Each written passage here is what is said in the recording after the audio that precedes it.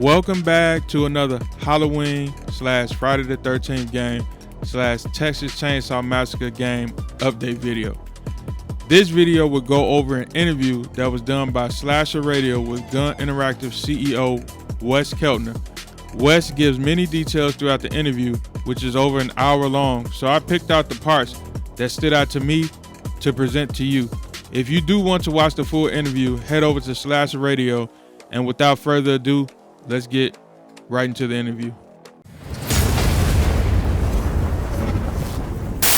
And what we found was that that didn't seem to be as appreciated. And I don't mean like we were getting attaboys. I don't mean that. Like it wasn't like the fans saying good job. That's not what I'm asking. I'm saying like it just didn't seem like that mattered as much to have like bespoke animations.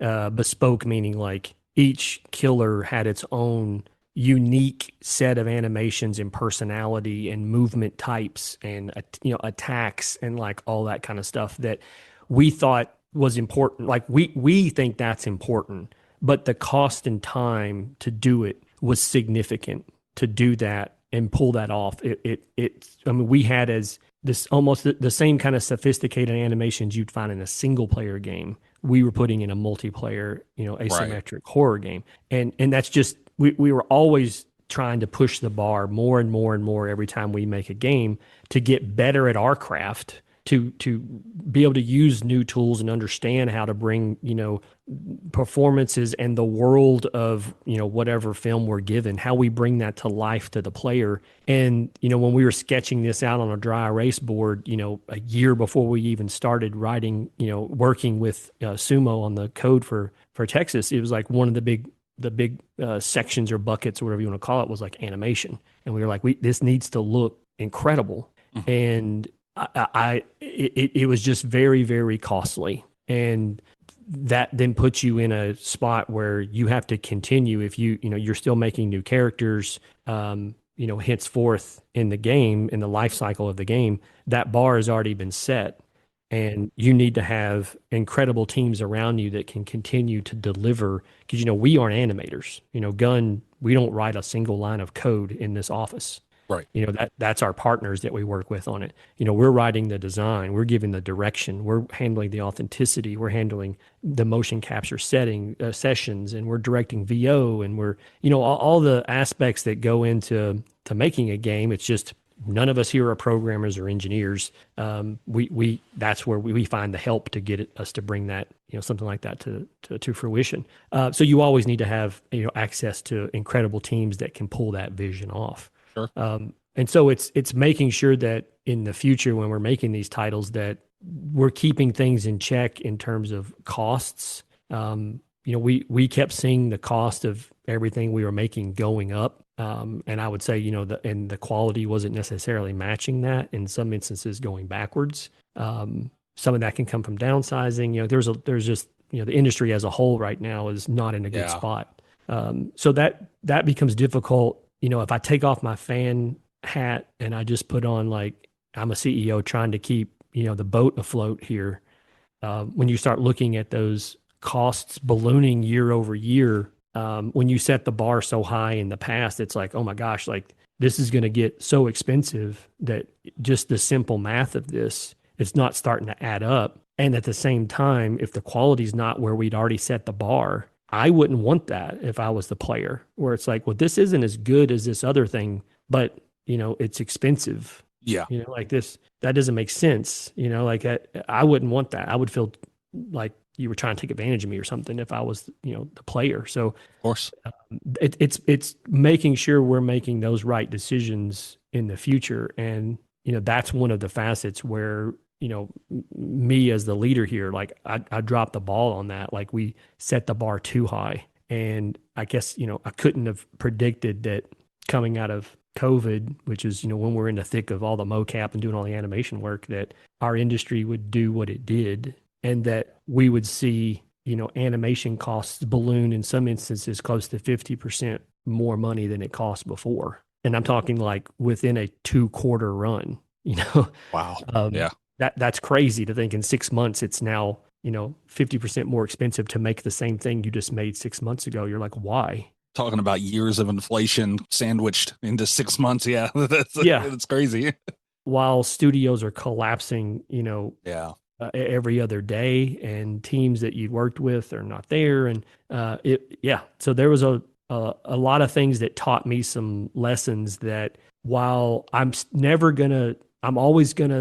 authenticity is always going to be an important pillar here, as is creativity, but you do have to put like a cap on that at some point. And with Texas, we kind of ran uncapped for a long time because we were running on sheer creativity and running sheer on like wanting the killers in that game to be able to have such a personality, both in their visual silhouette as well as how they move, act, talk, and kill. That was a very big motivating thing for our team, because we were, when someone hands you the keys to an IP like that, and you get to work alongside Kim Hinkle, who made those original characters. Yeah, it's such a creative high to be in those meetings.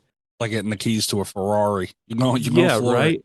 Yeah, right. And both of you are kind of feeding off of each other of like what these characters could be and how do you bring them to life through this interactive experience, and then translating that in the mocap volume, and then working with actors that they know how to act, and they start to bring their own unique performance. You're like, I didn't think of it that way, and you kind of run with that, and you end up booking the mocap room for a couple more days because there was some secret sauce that was starting to happen with this character, and it's just those kind of things that I let run probably longer than they should have, but I don't dislike what we made. I think I would always like point to Texas as in terms of what those characters look like and moved and how they spoke, and even the like fact that when one killer gets around a different killer or a different victim, it's like different lines are called up so that there's a personality. It's like it's almost like they kind of knew each other, or they know they're around each other, and so they're saying these specific lines to each other. Like all that stuff costs money, obviously, to do, and we were just swinging much bigger than we did when we had almost no budget when we made Friday the 13th. So, it's a lesson learned, of you can't just operate on sheer, sort of creative juices and just go, I will figure it out. The budget can go a little higher. We'll figure it out. That's not, being a very responsible leader in that capacity. So, that's what I meant in that interview. Gotcha. When someone talked about sort of like, what would you do in the future? It's like, I need a better structure on like, no, that's the budget you're spending for animation. You don't get another nickel. Would Gunn, now that the landscape of the licensing for Friday the 13th has changed and straightened out a bit, would a remastered version be something you guys would be interested in sometime down the road? I mean, I would definitely entertain a remaster, because I think what we made was special. Absolutely. It has a soft spot for me just because of what it took to make it between us and our partners at Ilphonic. Like, we kind of nearly died trying to make that game. Yeah, I mean, we were both pretty much broke when we made both our studios were like struggling. We put every penny into it, and it was just a wing and a prayer. So I would love to do something with that again. I'm not. I've been sort of absent from the interworkings of that IP for a while now. Sure. So I'm not super familiar with like where are they going and what are they doing. I guess there's a TV show I've heard that may or may not be. I think it's a thing. It is a thing. Yeah. But I can't recall the exact details. I think what I just heard, sort of anecdotally was like, I don't think Jason's really in it. And I was like, oh, interesting. Yeah, we don't know. Yeah, it's weird. Yeah. So I don't know. I feel like if I were in control of that license, I would be doing everything in my power to make a film, because it's been since 2009. That's what we want. Yeah. And if there's anybody that could kind of put butts in seats again, it's Jason. Mm-hmm. I think Halloween had a good run from 2018 and on with Blumhouse. I like the first one of those.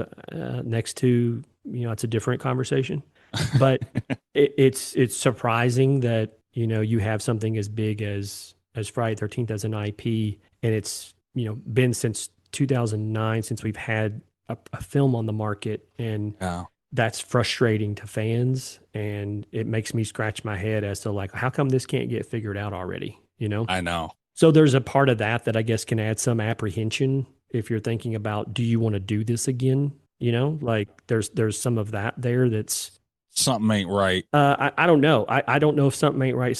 If something's great, I have no idea. I've been unplugged from that. You know, as soon as we, we're doing, Texas, we go all in Texas. You know, it's like it's kind of what we do as a studio, is that we get down and focus on the thing that's in front of us, and we try to make that the best that it can be. Yeah. And now you're getting down in Haddonfield.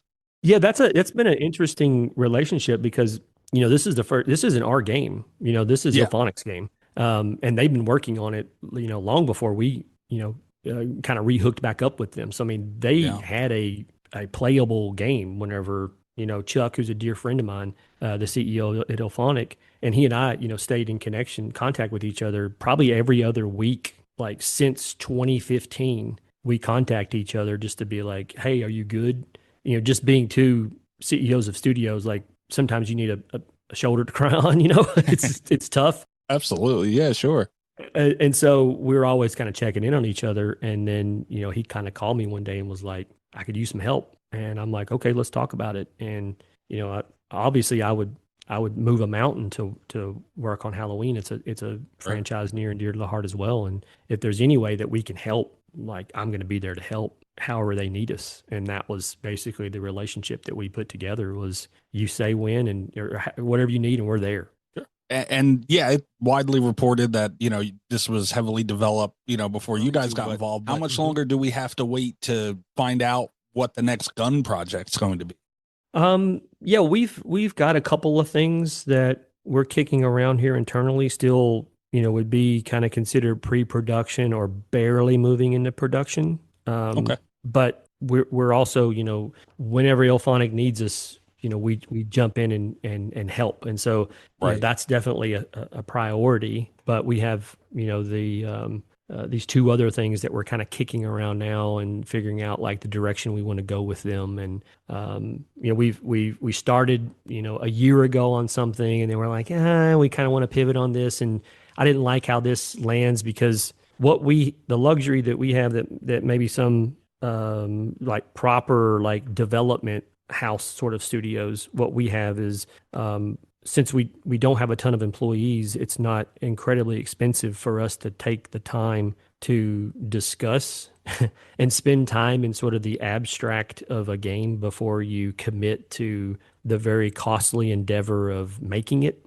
And so you spend a lot of time on the abstract of like, what's the game though? What are the rules? What's the world? And that's been all written up and it looks good on paper. And then you start working towards, some form of a proof of concept. And then maybe the first time that you touch it, you're like, that's not landing the way I thought it was going to land. Like it looked good on paper, but then when it's in my hands and I'm playing it, it needs something else. And we're lucky enough that we're able to not say, well, we've already got X amount of dollars in it and we've got to get this thing on the market. It's got to make money or we're going to go under. So just hurry up and push it out the door, even if it's not good. Yeah. We won't do that. And we have the luxury that we don't have to do that, that we can say, you know what, let's hold on that. Let's go back to the drawing board again and rethink like these core mechanics and get this back on to the way that we want it to be.